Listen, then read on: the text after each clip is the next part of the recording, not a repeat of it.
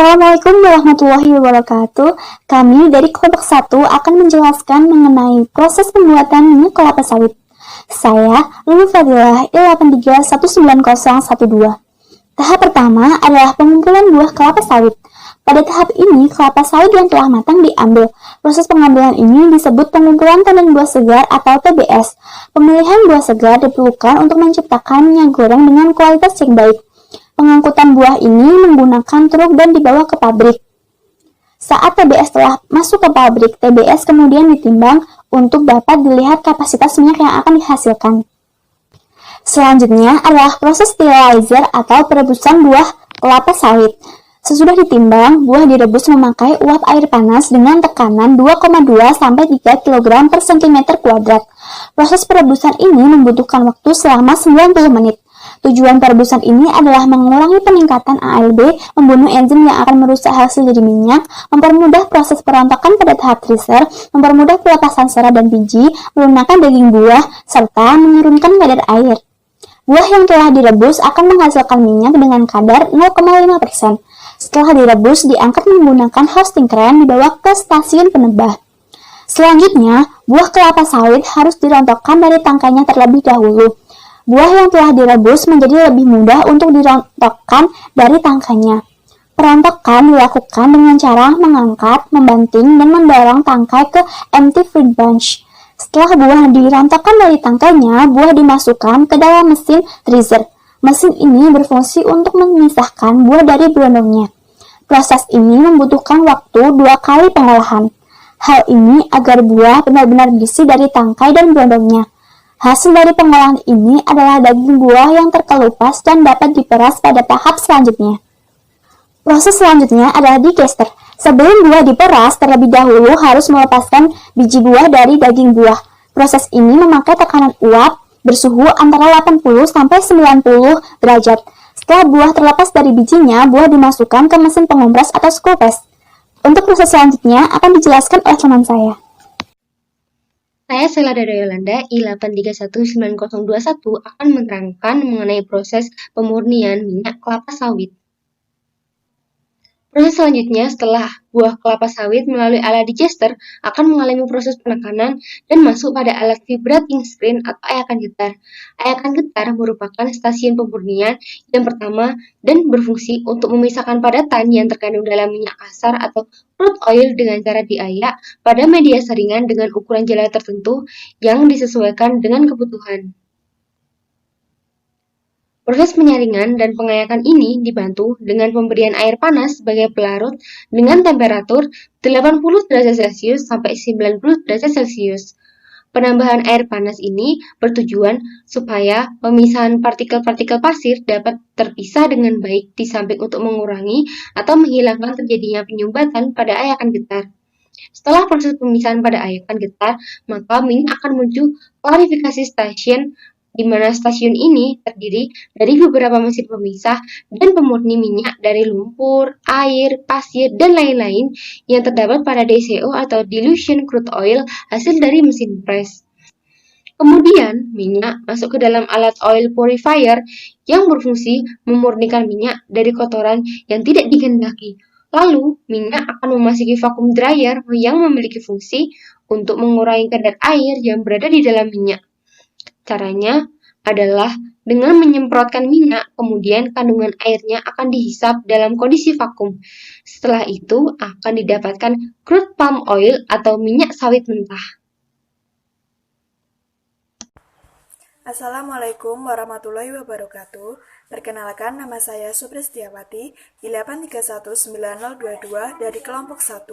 Saya akan melanjutkan penjelasan proses pembuatan minyak goreng kelapa sawit. Proses selanjutnya adalah fraksinasi atau sering disebut dengan penyaringan. Proses ini bertujuan untuk memisahkan trigliserida dalam minyak yang memiliki titik leleh berbeda, yaitu fraksi padat atau bagian yang memiliki titik leleh paling tinggi dipisahkan dengan fraksi cair atau bagian yang memiliki titik leleh paling rendah. Pada proses fraksinasi terdapat 2 tahapan penting, yaitu preheating dan crystallization. Preheating atau pemanasan awal bertujuan agar minyak sudah pernah berada pada suhu 70 derajat Celcius dan mengkondisikan minyak agar agar mudah masuk ke kristalizer dan menghasilkan bentuk kristal yang sama nantinya. Tahap yang selanjutnya adalah crystallization atau pengkristalan yang bertujuan untuk memisahkan fraksi padat dan fraksi cair. Pada proses ini dihasilkan hasil utama yaitu RBD olein atau fraksi cair, yaitu refined bleached and deodorized olein atau yang berbentuk cair, dan hasil samping RBD stearin atau refined bleached deodorized stearin atau yang berbentuk padatan. Nama saya Aditya Darmawan, NIM I831901, akan melanjutkan tentang pembuatan minyak palm. Selanjutnya yaitu masuk ke dalam alat yang namanya knot and fiber separator, yaitu pemisahan biji dan serat. Saat itu untuk bijinya sendiri masuk ke nutcracker, sedangkan fibernya itu masuk fiber silicon untuk diproses lagi. Untuk nutcracker di situ itu nutcracker sendiri itu digunakan untuk memecahkan biji kelapanya agar bisa diolah lebih mudah dan dimasukkan ke winnower. Winnower sendiri itu adalah alat yang memiliki fungsi untuk menyortir hasil yang memanfaatkan dari tiupan angin yang memisahkan hasil berdasarkan massa atau berat hasil panen itu.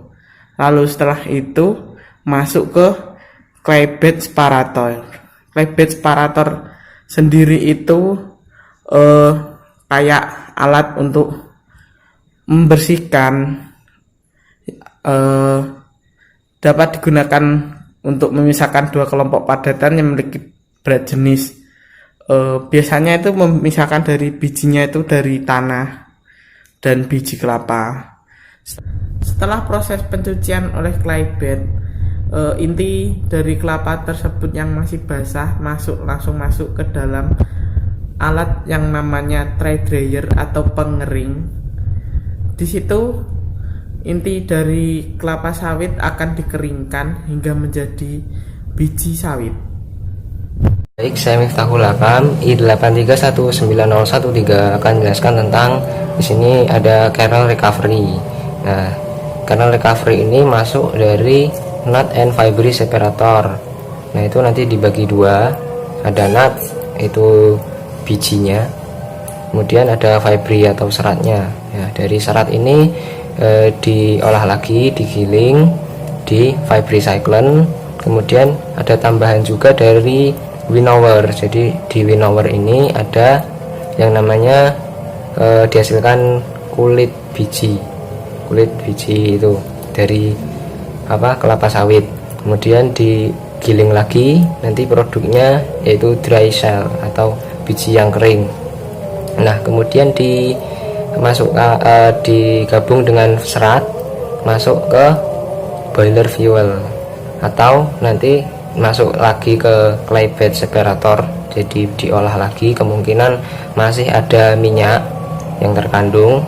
Nah, kemudian jadi wet cell yang masuk ke clay bed separator, kemudian diolah lagi.